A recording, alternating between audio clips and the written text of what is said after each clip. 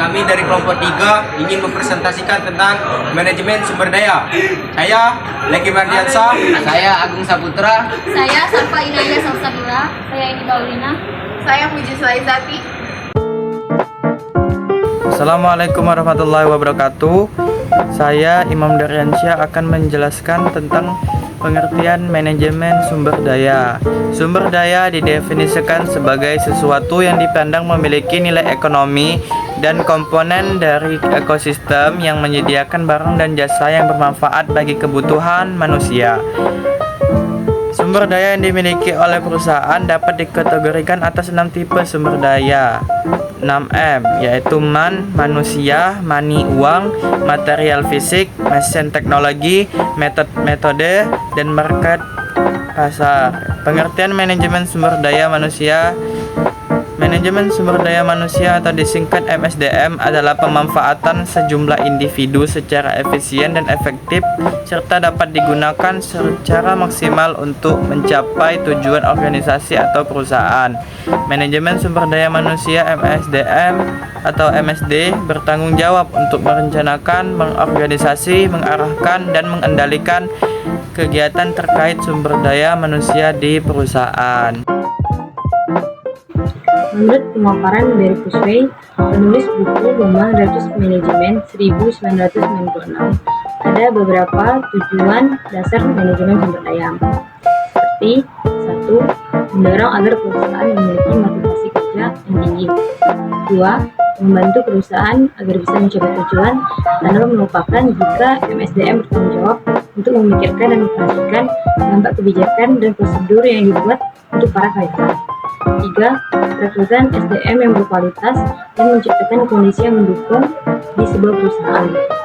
4. Mempersiapkan solusi untuk hal yang terduga maupun tidak terduga. 5. Mengkomunikasikan pesan dari pekerja dan perusahaan dengan baik. Ada beberapa fungsi yang bisa jadi acuan kerja manajemen sumber daya manusia secara umum. 1. Perencanaan. Fungsi ini dilakukan dalam rangka mengkaji, menelaah, dan mengamati kebutuhan SDM secara sistematis untuk memastikan jumlah karyawan dan bidang keahlian yang dibutuhkan. Analisa jabatan, pemilihan calon karyawan, pembagian kerja masuk ke dalam fungsi ini. Kedua, rekrutmen hingga pemberhentian. Manajemen SDM juga bertanggung jawab atas proses rekrutmen hingga pada pemberhentian karyawan secara baik. Perencanaan, rekrutmen, pemilihan kandidat, onboarding, hingga pada saatnya nanti kerjasama harus diakhiri. Semua wajib dengan proses yang sesuai dengan ketentuan hukum. Ketiga, fungsi pengupahan, perencanaan, penghitungan, pembayaran, dan komplain terkait pengupahan. Jadi fungsi selanjutnya yang dimiliki manajemen SDM. Semua juga wajib diberikan sesuai dengan ketentuan yang telah disepakati dalam kontrak atau kesepakatan kerja terkait lembur, potongan, tunjangan, hingga ketambahan insentif tertentu. 4. Penilaian kinerja dan pengembangan karir.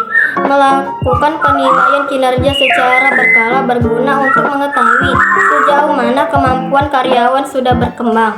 Di waktu yang sama, disediakan pula kesempatan jenjang karir untuk karyawan yang sudah memenuhi kualifikasi, sehingga karyawan bisa memiliki motivasi dalam meningkatkan kemampuannya.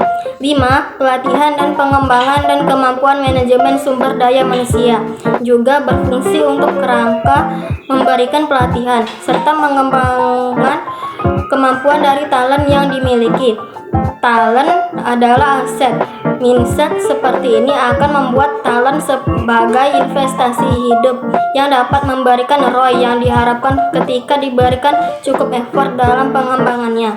6. Keselamatan kerja. Tak hanya menyoal kesejahteraan dan meningkatkan performa, manajemen SDM juga wajib berfokus pada keselamatan dan kesehatan kerja dalam rangka menjaga hajat hidup setiap talent yang ada. Perancangan manajemen resiko, program motivasi, strategi konflik, serta memperhatikan keselamatan kerja di dalam atau di luar perusahaan. 7. Pengelolaan hubungan kerja.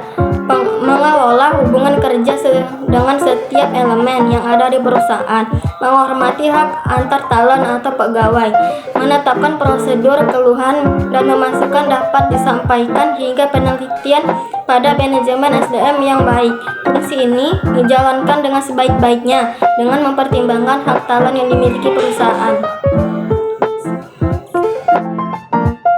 Ada dua dampak dari sumber daya, yaitu dampak positif dan dampak negatif. Dampak positifnya yaitu menyediakan sumber makanan, menyediakan sumber energi, membuka lapangan kerja, dan meningkatkan kesejahteraan masyarakat.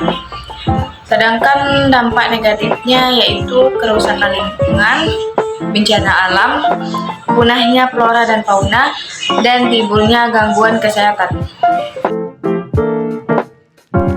Manfaat manajemen SDM untuk perusahaan: meningkatkan produktivitas karyawan, meningkatkan kepuasan dan kesejahteraan kerja karyawan, membangun image perusahaan yang sempurna untuk jadi tempat berkarir, memastikan setiap divisi memiliki karyawan yang kompeten di bidangnya. Ya. Assalamualaikum warahmatullahi wabarakatuh. Saya Leki Mardiansyah akan membacakan tentang kesimpulan. Kesimpulan manajemen sumber daya manusia merupakan perencanaan, perkoordinasian, pelaksanaan, dan pengawasan terhadap pengadaan, pengembangan, pemberian balas jasa, pemeliharaan dan pemisahan tenaga kerja dan dalam rangka untuk mencapai tujuan organisasi. Baik, itu saja tentang kesimpulan manajemen sumber daya manusia. Sekian penjelasan dari kelompok 3. Kami akhiri. Wassalam.